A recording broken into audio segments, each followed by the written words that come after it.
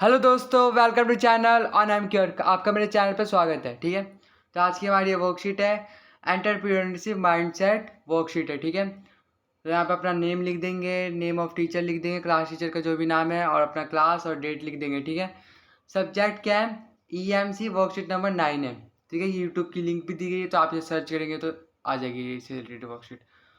आप सिंपली से हम रीड करते हैं और जो भी सिंपल से क्वेश्चंस दिए गए हैं उन्हें हम सॉल्व करते हैं। ओके, तो दूसरों को समझना, अंडरस्टैंडिंग अदर, पार्ट 1 है। ठीक है, तो देखते हैं। पिछली वर्कशीट में हमने प्रभावी संचार के अनेक आयामों पर बात की।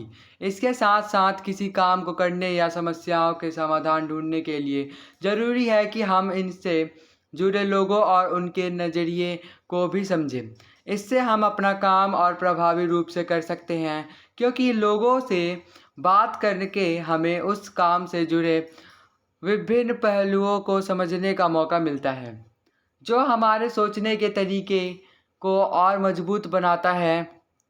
इस वर्कशीट में हम दूसरों को समझते हुए काम करने की क्षमता पर काम करेंगे। ठीक है, तो नीचे दिए गए चित्र में रोहन सोच रहा है कि अपने दोस्त सनी को उसके जन्मदिन पर क्या तोहफा दे। ठीक है, तो यहाँ पे पहला क्वेश्चन बना। सॉरी, क्वेश्चन नहीं, मतलब वो सोच रहा है। ठीक है, तो वो थिंकिंग करेगा क्या तोहफा दे। ठीक है, तो उसके दिमाग में क्या क्या बहुत सारी चीज़ें, टैडी दे, किताबें दे, एक कार दे, प्लेइंग कार, या एक फुटबॉल दे।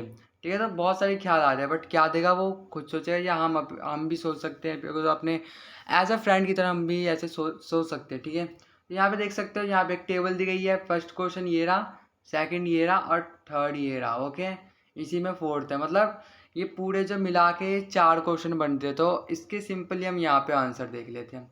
ठीक है, एक एक पेज को करते जाना है। ये पहला पेज है, तो अभी इसको देख लेते हैं क्वेश्चंस को। ठीक है, तो देखो पहला प्रश्न है, क्या आपके साथ भी ऐसा होता है कि आपको समझ नहीं आता कि आपके दोस्त या घर के किसी सदस्य के लिए सबसे अच्छा तोहफा क्या होगा? तो उत्तर है कि हाँ, बिल्कुल हमारे साथ भी ऐसा ही होता है कि हमें समझ ही नहीं आता कि किसी सदस्य के लिए सबसे अच्छा तोहफा क्या होगा।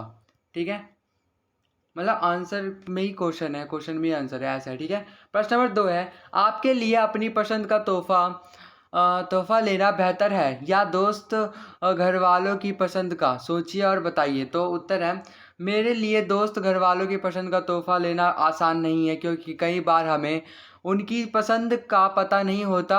अपनी पसंद का तोहफा हम आसानी से ले सकते हैं। ठीक है, अब सिंपली हम प्रश्न नंबर 3 को भी देख लेते हैं। ज़्यादा कुछ करना नहीं है, सिर्फ चित्र बनानी है।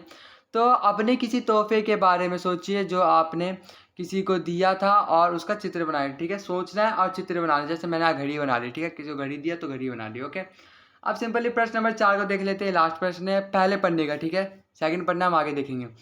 फोर्थ क्वेश्चन है, यह आपने अपनी पसंद से चुना था या जिसे देना था उसकी पसंद से? यह तोहफा जिनके लिए था उन्हें वह कैसा लगा होगा? तो उत्तर है, यह तोहफा घड़ी मैंने अपनी पसंद से परंतु अपने दोस्त की ज़रूरत के हिसाब से लिया था। यह तोहफा मेरा दोस्त को काफ़ी पसंद आया और उसने मुझे कई बार धन्यवाद बोला। ठीक है, अब सिंपली हम सेकंड पढ़ने की ओर बढ़ते हैं। तो यहाँ पे सेकंड पढ़ना है, तो इसे हम देखते हैं। देखो यहाँ पे भी ना, ये पहला क्वेश्चन मतलब बन रहा है, तो अभी पीछे के 4 क्वेश्चन देखे तो ये 5वां क्वेश्चन बन रहा है। ठीक है, तो इसे हम आगे देखेंगे। सिंपली जो यहाँ पे रीड करने लायक है उसे हम पढ़ लेते हैं। ओके, तो इसे हम रीड करेंगे। ओके, तो आपने यहाँ चप्पलों की हालत देखकर उस व्यक्ति के बारे में कुछ अंदाज़ा लगाए होंगे कि वो कैसा होगा, कैसे रहता होगा आदि। आप जानते हैं ये चप्पलें किस की है? यह है महात्मा गांधी की चप्पलें। क्या चप्पल देखकर आपका अंदाज़ा सही निकला? हम किस आधार पर किसी व्यक्ति के बारे में कुछ धारणाएं बनाते हैं? ठीक है, तो ऐसे ही सिंपली क्वेश्चन बनते जा रहे हैं। अब यहाँ पे थोड़ी गतिविधि को भी पढ़ लेते हैं और फिर सीधा अपने क्वेश्चंस की ओर बढ़ते हैं। ठीक है, गतिविधि में क्या हो रहा है? ठीक ऐसे ही गड़बड़ तब होती है जब हम सिर्फ अपने अनुमान या अपनी पूर्व धारणाओं के आधार पर लोगों के बारे में कई सोच बना लेते हैं। इसलिए लोगों से बात करके उन्हें जानना और उनके बारे में राय बनाना ज़रूरी है। आइए अब हम किसी से बात करके उसे बेहतर समझकर उसके लिए तोहफ़ा डिज़ाइन करते हैं। तो स्टेप 1 है कि अपने घर या आसपास से किसी को चुनिए जिनके लिए आप तोहफ़ा बनाना चाहते हैं, ठीक है। और स्टेप 2 है कि उनके लिए अपनी समझ से इस बॉक्स में एक बैग डिज़ाइन करिए, ठीक है। तो यहाँ पे एक बैग बनाना है, ठीक है। मान के चलिए मैंने एक तोहफ़ा बना लिया, ठीक है। तो ऐसी कोई बैग बना देना, ठीक है। सिंपली आप ज़्यादा टाइम वेस्ट ना करते हुए आप सेकंड पढ़ने के प्रश्नों को देखते हैं, ठीक है।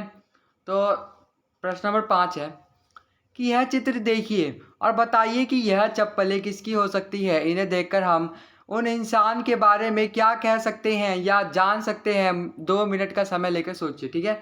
तो उत्तर है यह चप्पलें किसी मजदूर आदमी की हो सकती है। हो सकता है कि यह किसी गरीब किसान या मिस्त्री की हो, क्योंकि चप्पलें बहुत पुरानी व फटी हुई हैं, ठीक है।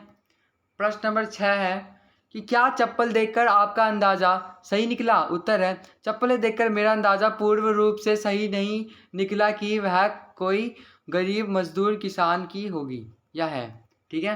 प्रश्न नंबर 7 है सिंपली हम किस आधार पर किसी व्यक्ति के बारे में कुछ धारणाएं बना सकते हैं। तो उत्तर है हम किसी व्यक्ति के रंग रूप वेशभूषा व बोलने के अंदाज से देखकर उसके बारे में धारणाएं बनाते हैं। ओके, अब सिंपली हम अपने प्रश्न नंबर 8 की ओर बढ़ते हैं। तो प्रश्न नंबर 8 है क्या किसी को देखकर उसके बारे में उसकी पसंद नापसंद उसके स्वभाव ज़रूरतों आदि के बारे में निश्चित रूप से कुछ कहा जा सकता है। ऐसा करने से के क्या नुकसान हो सकते हैं। तो उसका सिंपली हम उत्तर देख लेते हैं। नहीं, हम किसी को देखकर उसकी पसंद नापसंद स्वभाव आदि के बारे में निश्चित रूप से नहीं कह सकते। ऐसा करने से कई बार हम उस व्यक्ति के बारे में गलत धारणाएं बना सकते हैं और उस व्यक्ति के प्रति अपने मन में नकारात्मक सोच को रख सकते हैं, जो कि गलत होगा, ठीक है।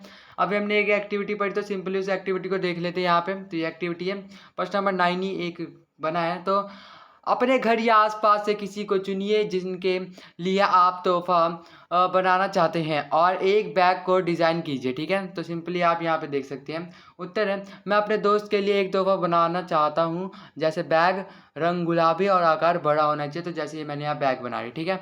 सिंपली अब अपने थर्ड पन्ने की तरफ बढ़ते हैं, थर्ड पेज की तरफ, और देखते हैं, ठीक है।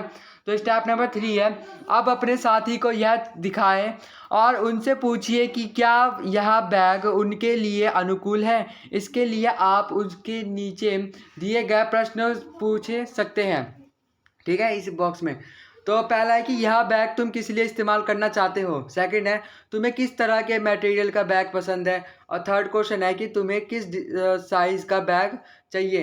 अब स्टेप 4 है स्टेप 3 में मिले फीडबैक के अनुसार अपने साथी के लिए उनकी पसंद का नया बैग डिज़ाइन कीजिए। तो आप भी उनकी पसंद का नया बैग डिज़ाइन कर सकते हैं, जो भी उन्हें पसंद हो। तो सिंपली जैसे मैंने पीछे बैग बनाया था वैसे रंग चेंज कर देना, डिज़ाइन चेंज करके बना देना। ओके, सिंपली स्टेप 5 को देखते हैं।